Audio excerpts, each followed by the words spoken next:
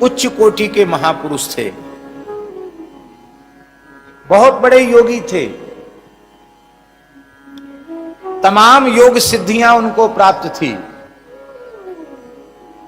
और चमत्कार तो इतने जिसका कोई ठिकाना नहीं। एक दो चमत्कार उनके, सैकड़ों चमत्कार। सेठ श्री जयदयाल गोयनका जी ने कभी कोई प्रश्न पूछा था उनसे,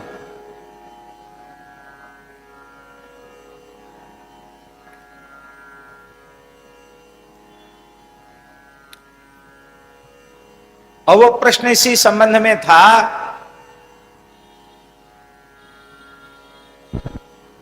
कि आप सिद्ध पुरुष हैं, ठीक ठीक मृत्यु का समय बता सकते हैं, तो मृत्यु का समय का संकेत कीजिए और फिर हमें उस समय क्या करना चाहिए, कौन सी प्रवृत्ति करनी चाहिए, ऐसा कुछ पूछा था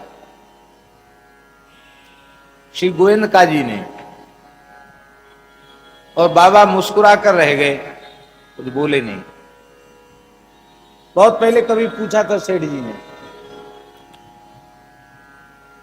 और पूज्य श्री नारायण दास जी भक्तमाली जी मामा जी, उसमें उनका नाम पंडित श्रीमन नारायण चतुर्वेदी यह नाम था। यहाँ पंडित जी के यहाँ भक्तमाल पढ़ रहे थे, श्री पंडित जगन्नाथ प्रसाद भक्तमाली जी के यहाँ ताड़वाली कुंज में। खाकी बाबा सरकार का पत्र आया, तार आया, तार आता ना डाक से, तार आया कि तत्काल उपस्थित हो जाएं बक्सर। जैसे तार आया, टेलीग्राम आया, तो श्री बक्सर वाले महाराज जी मामा जी तुरंत गए, बक्सर पहुंचे। जैसे बक्सर पहुंचे, पहुंच करके स्नान ध्यान किए बिना सीधे रेल से उतर के और सीधे गुरुदेव के पास गए, खाकी बाबा सरकार के पास। गुरु जी को साष्टांग किया, बोले मन्ना जी कहते थे, मन्ना जी, श्रीमन नारायण जी को मन्ना जी कहते थे गुरु जी। मन्ना जी आ गए? बोले हाँ आ गए। तो स्नान ध्यान किया भी? बोले अभी तो सीधे आ रहे हैं। तो स्नान ध्यान करो, तिलक स्वरूप पधराओ, नित्य नियम करो, कुछ बाल भोग करो, तब आना। जो आ गया, आए। फिर उन्हें हाथ जोड़ कर सरकार कैसे बुलाया? बोले एक पोस्ट कार्ड लिखना है सेठ जयदयाल गोयनका जी को, इसलिए बुलाया। तो मामा जी के वाणी से हमने खुद सुना, उनके मन में आया कि ये जहां रहते हैं ये कॉलेज है, तमाम पढ़े लिखे लोग इनके चरणों में बैठते हैं, एक पत्र तो किसी से भी लिखवा सकते थे। और मुझे टेलीग्राम गया और कोई सूचना नहीं कि तुरंत चले आओ, सूचना पाते चले आओ। हम घबरा गए, पता नहीं क्या हो गया। और कोई इतने जल्दी रिजर्वेशन भी कहां, जैसे तैसे ट्रेन में चढ़ चढ़ा करके कैसे भी पहुंचे। और बोलते बस खाली एक पत्र लिखने के लिए बोला। पोस्ट कार्ड में आपने लिखवाया, उस समय सेठ जी ऋषिकेश में थे, कि आप अब व्यवहारिक प्रवृत्तियों से अपनी वृत्ति को सर्वथा अंतर्मुख कर लीजिए। केवल इतने दिन शेष हैं, आप केवल और केवल श्री राम नाम में अपनी वृत्ति को लगा दीजिए।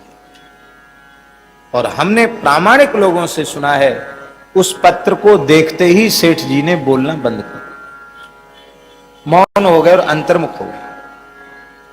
और ऋषिकेश में ही उन्होंने अपने देह का विसर्जन।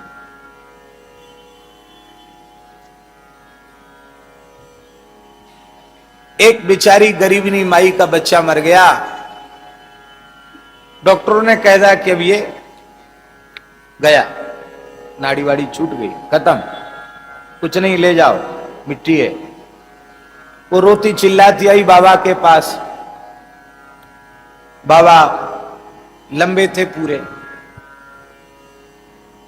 वो खड़ाऊं के सहित उसकी छाती पर पैर रख के खड़े हो गए। बच्चा कितना बड़ा होगा? 2-4-5 साल का बच्चा था, है 2.5-3-4 वर्ष का बच्चा होगा। इतना लंबा चौड़ा उनका शरीर वो खड़ाऊ के बल खड़े हो। तो जो बेचारे लेके गए थे उनके मन में तो ये जरूर आया कि कथनचित कहीं कोई सांस रही भी होगी बच्चे में, तो वो भी पूरी हो गई होगी। बाबा ने ऐसा काम किया और बाबा खड़े भये उसके ऊपर और तुरंत उतर गए और बच्चे ने आंख खोल दी, उठ के बैठ गया। कहता भूख लगी, खिचड़ी खाऊंगा। बोले ले जा इसको। ऐसे तो सैकड़ों घटनाएं थी। जर्मन से कुछ शोधकर्ताओं का दल देश में उस काल में घूम रहा था भारतवर्ष के योगियों की तलाश में। पर जहां जहां वो लोग गए उनको सब जगह कुछ न कुछ पाखंड ही समझ में आया। जब बाबा के पास गए तो भादों का महीना था, बक्सर में गंगा जी का पाट कितना बड़ा है देखा होगा आप लोगों ने। तो बाबा हंसने लगे, बोले देखो भारतवर्ष में एक से एक सिद्ध पुरुष हैं, भारतवर्ष की निंदा तो लिखना नहीं, लेकिन यदि तुमको योग सिद्धि देखना है तो देख लो। तो बाबा जैसे थे वैसे गंगा जी पर, जैसे लोग धरती पर चलते हैं ना, ऐसे पार करते हुए गंगा जी पे पट पट, खड़ाऊ उतारी भी नहीं, खड़ाऊ से गंगा जी को उधर चले गए। और उस समय के कैमरे में वो फोटो लिए गए, अखबार में फोटो छपे बाबा के। बाद में उन्होंने कहा, योगियों का अधिकार होता ना अग्नि जल पवन आदि पर, गंगा जी को कहा मार्ग दे दो, तो गंगा जी के बीच में से सूखा सूखा हो गया। इधर दीवार बन गई पानी की, इधर बीच में से खाली, बाबा निकल गए। साष्टांग प्रणाम, बड़े सिद्ध पुरुष थे बाबा। बहुत घटनाएं हैं उनकी, पर आरंभिक जीवन में वे त्यागी तपस्वी तो बहुत उच्च कोटि के थे, भक्त भी उच्च कोटि के थे, सब कुछ था उनमें, सर्वगुण संपन्न थे। पर ये माधुरी रस की भक्ति, इसके प्रति उनका बिल्कुल भाव नहीं। वो कहते थे भगवान ने पुरुष बनाया, तो वहां की भाषा में कहते मेहरारू बनना ये कोई अच्छी बात है? ये स्त्री अपने को मानना ये ठीक नहीं। उनके कोई एक मित्र संत थे, बहुत अच्छे थे, रूपकला जी। कौन? रूपकला जी। रूपकला जी उच्च कोटि के महात्मा थे। उन्होंने कहा बाबा कामोद कुंज वाले महाराज जी के पास चलिए, वहां आपका समाधान होगा। कामोद कुंज अयोध्या में एक ऋषिकों का पुराना स्थान है, वहां के कामद कुंज, कामद कुंज वाले महाराज जी, उनका नाम श्री लक्ष्मण शरण जी था, बड़े उच्च कोटि के महापुरुष थे। उनके पास बाबा गए तो वो उनके यहाँ एक मर्यादा थी महाराज जी कि जो भी दर्शनार्थी आवेगा बोल नहीं सकता, युगल नाम लेता रहे बस और चला जाए, अन्य कोई चर्चा वो करते नहीं थे। कभी भगवत लीला की कोई चर्चा अधिकारी लोगों के बीच में करते थे, बाकी युगल नाम उनके यहाँ चलता रहता था। बाबा वृद्ध थे, इनके पास बैठने से खाकी बाबा को बहुत आनंद मिला। एक दिन उनके मन में भाव आया कि इनकी हम सेवा करें। वो पौड़े थे, वृद्ध थे, चारपाई पर लेटे थे और खाकी बाबा उनका पैर दबाने लगे। तो जैसे ही चरण दबाने लगे, थोड़ी ही देर में उनको क्या अनुभूति हुई कि कोई 16 वर्ष की किशोरी, नख सिख सुसज्जिता कोई देवी पौड़ी है और उस 16 वर्षीय किशोरी का चरण में दबा रहा। केसर का जैसा रंग होता वैसा श्रीअंग का वर्णन, बड़ी दिव्य सुगंध है। ऐसे सौंदर्य की कल्पना नहीं थी, वाणी का वो विषय नहीं हो, इतना अद्भुत सौंदर्य। अब बाबा का नियम यह था, खाकी बाबा का, कि वे नारी शरीर की छाया से भी बचते थे।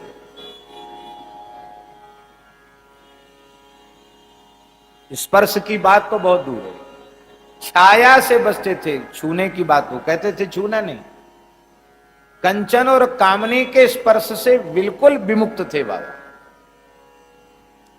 तो बाबा घबराए। बाबा ने घबराकर जैसे ही अपना हाथ अलग किया तो उनके आश्चर्य का ठिकाना नहीं रहा। वो स्वयं भी 16 वर्ष की किशोरी के रूप में बदल गए। अब उनको घबराहट हुई कि अरे ये हुआ क्या, मेरा सब जटा जूट और वो सब कहां गायब हो गया, ये दाढ़ी मूछ सब महात्मा का वेश कहां गायब हो गया, ये कैसे हो गया। एकदम रोमांचित से हो गए। अब सोचने लगे कि मैं जग रहा हूं, सो रहा हूं, ध्यान में अनुभूति हो रही है या स्वप्न देख रहा हूं, क्या है, कुछ निर्णय नहीं कर पा रहे थे। तब तक श्री लक्ष्मण सन जी अपने सिद्ध स्वरूप में, उसी किशोरी स्वरूप में उठे और हाथ, दाहिना हाथ पकड़ करके कहा, अपने स्वरूप का स्मरण करो, तुम तो प्रिया अली हो। क्या कहा? तुम तो प्रिया अली हो। और फिर प्रिया अली के भाव में ही बक्सर वाले मामा जी के गुरुदेव प्रतिष्ठित हो।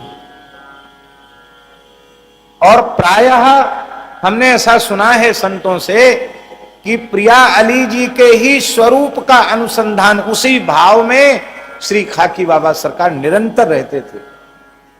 और किन्हीं किन्हीं अधिकारियों को सैन के समय उनकी उस झांकी की झलक भी मिल गई। ऐसा हुआ।